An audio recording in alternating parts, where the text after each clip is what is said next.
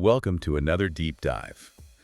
Today we're going to be stepping back in time to Tudor England, but not through a history book. We're going to be doing it through the eyes of Thomas Cromwell in Hilary Mantel's Wolf Hall. Now, you've shared some pretty intriguing excerpts from the book. I have.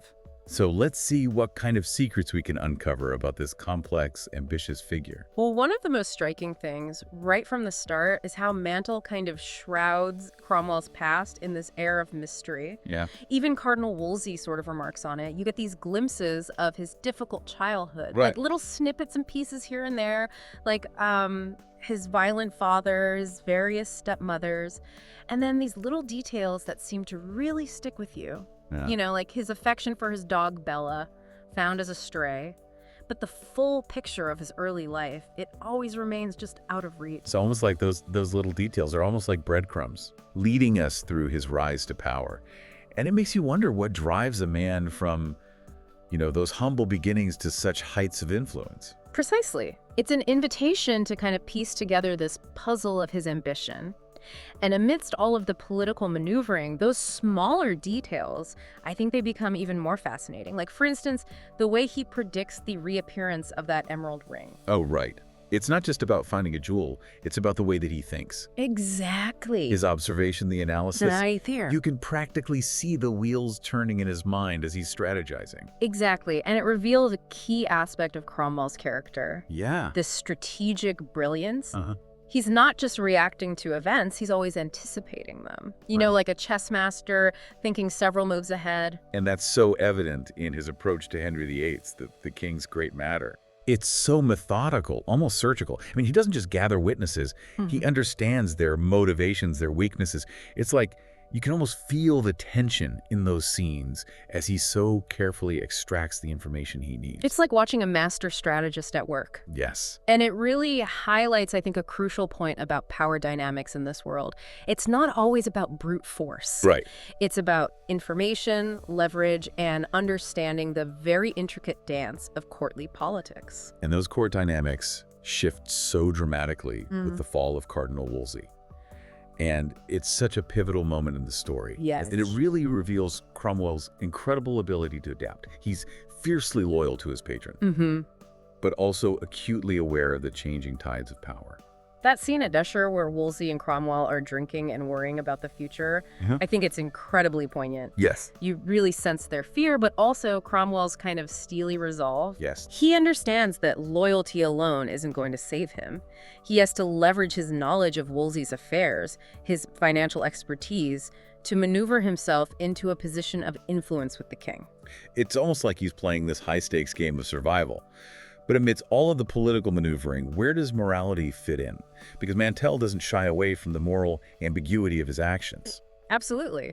His role in the English Reformation, for example, is particularly intriguing. You see this clash between different approaches to faith, particularly in his interactions with figures like Sir Thomas More. More represents the steadfast adherence to Catholicism, while Cromwell embodies a more pragmatic approach to religious reform. And there's that unsettling scene where Cromwell attends the burning of a Lawler.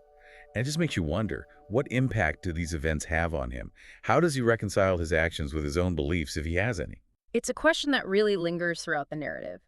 Is he driven purely by ambition, or is there a deeper conviction at play? It's fascinating how Mantel challenges us to really grapple with these complexities without offering, easy answers. Speaking of complex figures, let's talk about Anne Boleyn. It's intriguing how Cromwell initially seems to view her as kind of a means to an end. Yeah. But then we start to see him recognizing her potential to reshape the power structure. Yes. Their relationship is so fascinating. You sense this initial calculation on Cromwell's part, but then this grudging respect kind of emerges as he witnesses her intelligence and ambition. Yeah. But there's also this underlying tension there. Yeah. Their personalities clash, their ambitions collide. The court is already buzzing with these rumors about Anne's cruelty. Yeah.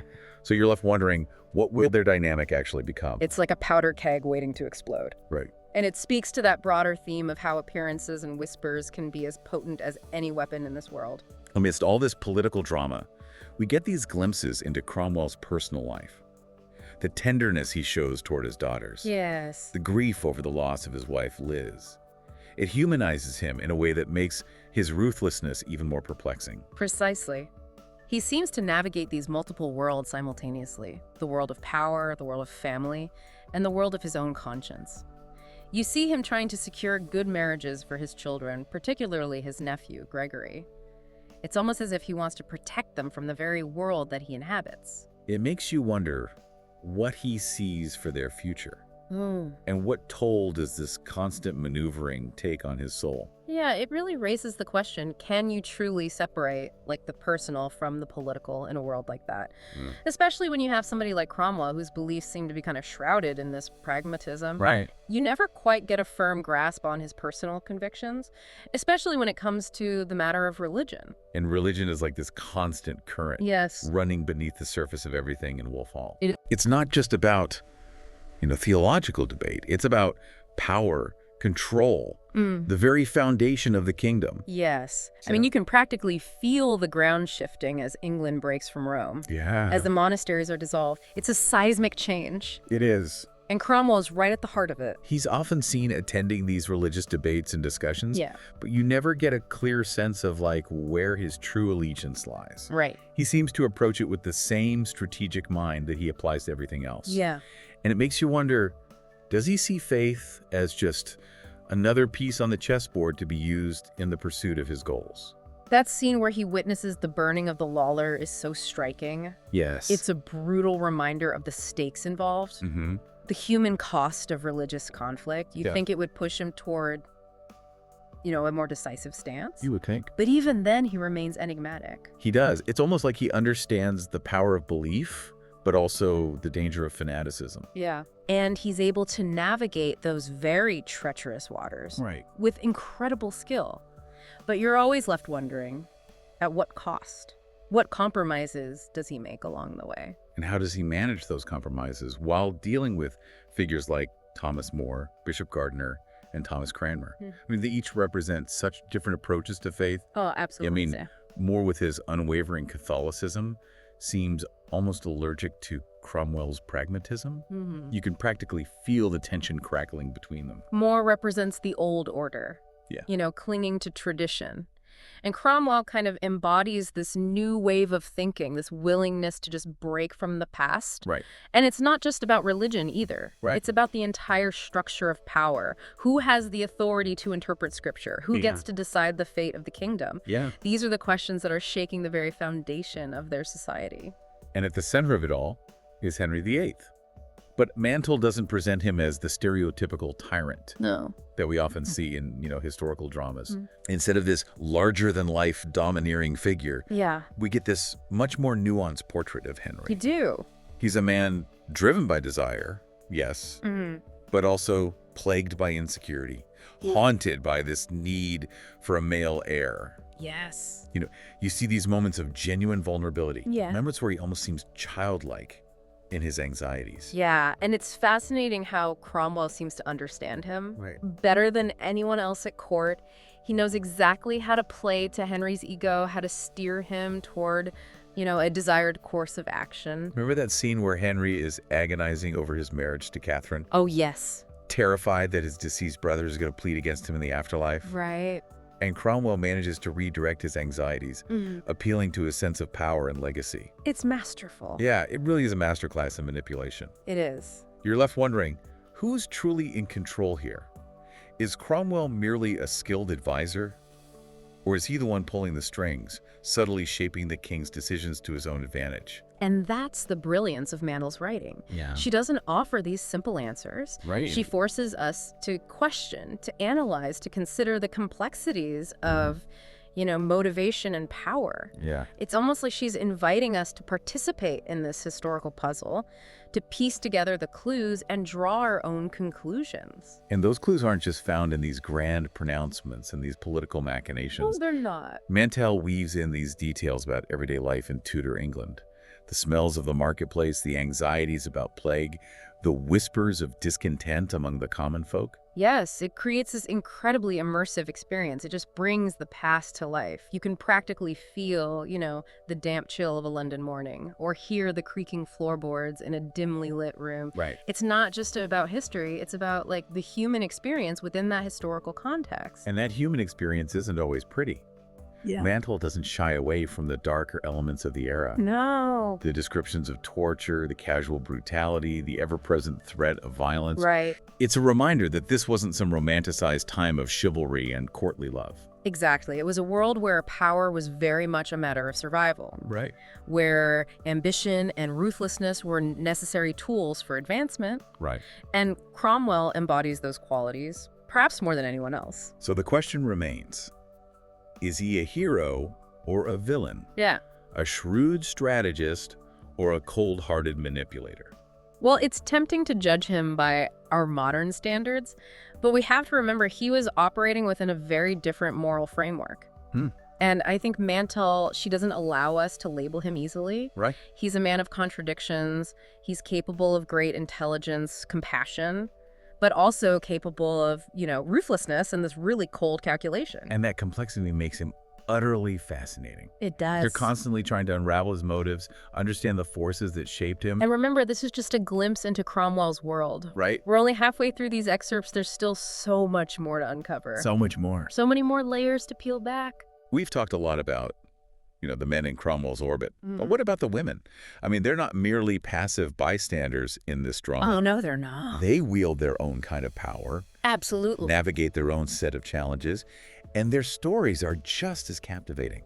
Yeah, think about Catherine of Aragon, for instance. Right. She's facing incredible pressure, Yeah. being cast aside by the king, and yet she remains defiant. That scene where she confronts Cromwell at Kimbleton, Oh, yes. it's electric. It is. I mean, she doesn't hold back. No. She reminds him of all the hardships that she's endured, the years of uncertainty and humiliation. You can really sense her strength and her absolute refusal to be simply erased. She's not going to just disappear quietly. No. And it's a reminder that power can shift. Yeah. That even those who seem invincible can be brought low by fate. It's also a reminder that women, even in this patriarchal world, wield a different kind of power. Yes, they do. They might not have armies or sit on the throne, Bro. but they understand influence.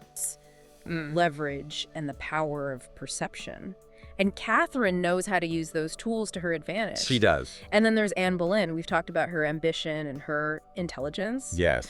But there are these moments where you see her vulnerability. Yes. The anxiety lurking beneath the surface of her newfound power.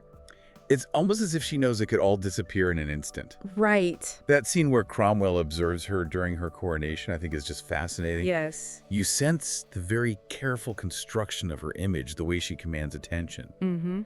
But you also see this flicker of fear, this recognition of the precariousness of her position.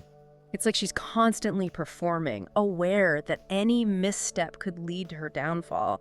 And with all the rumors swirling around her, the whispers of discontent among certain factions of the court, you can almost feel the storm clouds gathering. Yes, and remember, all of this is unfolding against this backdrop of just immense change. Right. England breaking from Rome, the dissolution of the monasteries. These events are sending shockwaves through every level of society. Right. It's a time of upheaval, uncertainty, and it creates opportunities for those who are willing to seize them. And Cromwell seems uniquely suited to navigate this turbulent landscape. He does. Adaptable, ruthless when he needs to be, and always thinking, several steps ahead. But even he isn't immune to the pressures of this world. No, he's not. We see glimpses of his own vulnerability, the toll that his ambition takes on him. That scene by the river where he's reflecting on his past, the loss of his family, the things that he's had to do to survive, it's incredibly poignant. You sense the weight of his experiences, the burden of his choices. Right. It makes you wonder, what is the true cost of power? Yeah. What compromises do you have to make along the way? What parts of yourself do you have to sacrifice? These are the questions that linger long after you've finished Wolf Hall. They do. It's not just a historical drama. It's a reflection on ambition, morality, and the complexities of human nature. Mantel doesn't shy away from the darkness.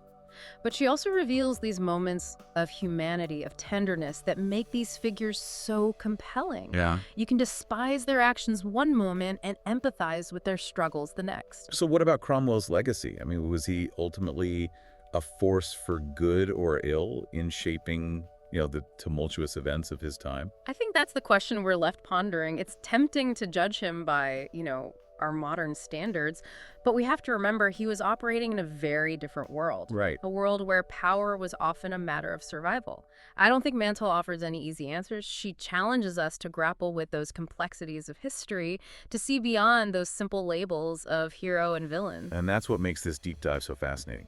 Wolf Hall isn't just a story about the past. No, it's not. It's a mirror reflecting our own questions about ambition, morality, and the choices that we make in the face of power. It reminds us that history isn't just this collection of dates and events. It's about people, their desires, their flaws, and the indelible marks that they leave on the world. And by understanding their stories, we gain, I think, a deeper understanding of ourselves. So as we emerge from this world of Tudor intrigue and shifting alliances, I hope you're left with a sense of wonder, a desire to explore further, and perhaps even a few lingering questions about the nature of power and the choices that we make. Thanks for joining us on this deep dive into Wolf Hall. Until next time, keep exploring, keep questioning, and keep diving deep.